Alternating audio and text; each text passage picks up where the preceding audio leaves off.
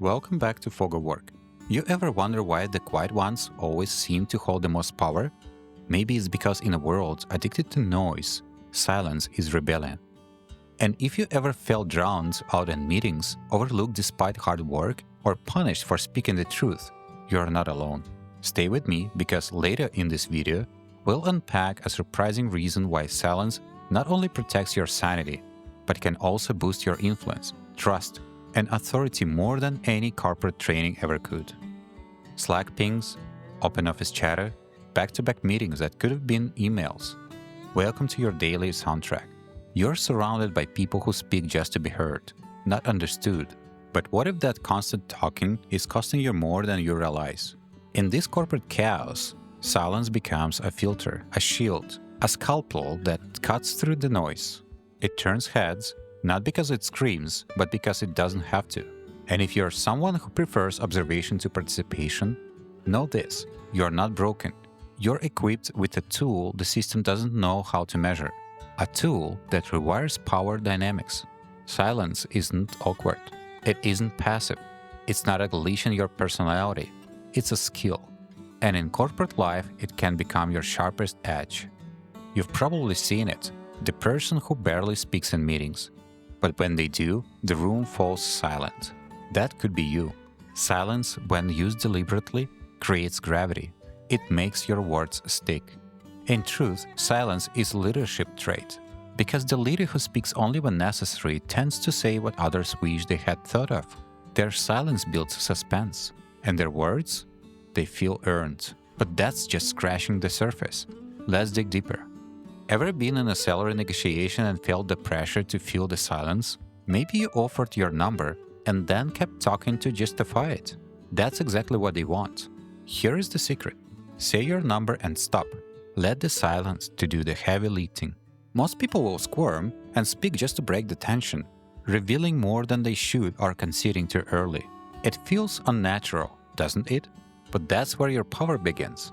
When you become comfortable with discomfort, because silence isn't just power, it's pressure, and pressure cracks things. Picture this. You're in a crowded Zoom meeting. Everyone's fighting to be the loudest voice. But instead of joining the noise, you wait, you speak last. And when you do, your words land with weight. Why? Because silence signals depth. And in a room full of noise, depth commands attention. More than that, it reveals maturity. The ability to pause before responding shows you are not reactive, you're intentional. What would happen if you stopped racing to speak and started letting others reveal their hands first? Let's be real, every word you speak at work is a data point, something they can use against you, twist or retell in a different room. But when you're silent, you become unreadable, mysterious. You break your ability to categorize you, and that throws them off. Silence turns you into a question they can't answer. This isn't about fear, it's about self-preservation. It's about not giving away your playbook in a game designed to use your transparency against you. And questions make people uneasy, especially the ones who think they're in control. Sometimes the most savage response is no response at all. When someone comes at you sideways in a meeting or undermines you in front of others, your silence is not weakness, it's dominance. It says, I'm not lowering myself to your level. You take their energy and hand it back as stillness. That silence, it cuts, because it reflects their pettiness without you lifting a finger. And later, when people revisit that moment in their minds, they remember who stayed dignified. What if the real flex isn't proving your point, but proving you don't need to? If you've ever just nodded and let people talk, you know, most people reveal everything without even realizing it. When you go quiet, you become the observer, the noticer. You hear the contradictions. You see the insecurity behind the bragging. You catch the moment they slip up trying to impress. People underestimate how powerful silence makes you in reading a room, in sensing dynamics, in knowing who to trust. That's when silence becomes intelligence. And you're just collecting data. Think about who you trust most. Is it the loudest person in the room? Or the one who speaks with purpose, not performance? Silence builds credibility. It shows self-control. It tells people you're not reckless with words or with their trust. And in a place where gossip spreads faster than truth, that's rare currency. There's also a cultural reverence for people who listen more than they speak. In some leadership circles, they're called quiet professionals, the ones who move with impact, not noise. Maybe people trust you more when they know you won't narrate their every word to someone else. Now let's pull back from the workplace noise and sit in something deeper. Silence is how you find yourself again. Underneath the roles, the performance reviews, the expectations, is the only place you can hear your own voice. It's where you remember who you are, what you want, what you've been tolerating. And in those quiet moments, something sacred happens. You stop reacting and start becoming. You stop auditioning and start embodying.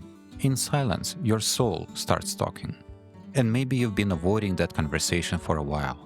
Let's be clear, silence isn't submission. It's not cowardice. But when you speak from clarity, not chaos. Your silence sharpened the blade. And now, every word cuts clean. And here's the paradox. Silence gives you the credibility to speak with more impact. You've earned the pause, so your voice carries authority. And when you do speak, they won't forget what you said, or how quiet you were before you said it. This isn't about becoming mute. It's about becoming intentional. Here is how. Practice pausing. Count to 4 before replying in conversations. In meetings, let others fill the space. You'll learn more than you expect. Create silent time. Mornings or evenings, no phone, just thought. Control filler words. Replace like, and you know with intentional silence. Delay reaction. Give yourself a moment before you react emotionally. Watch the quiet leaders. Study the people who speak less and accomplish more. Deprogram the urge to feel silence. Let a pause hang in the air. Let people lean into the silence instead of you rescuing them from it. Because silence is not just something you do, it's someone you become. And when you finally do speak, after the pause, after the wait, you'll notice something.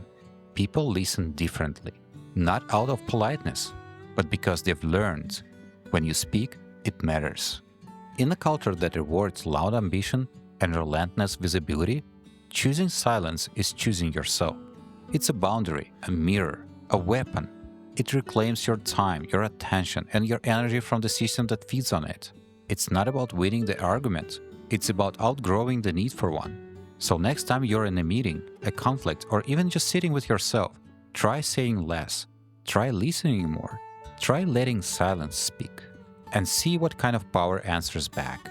If this resonated with you, hit subscribe and explore the other Fogel work videos.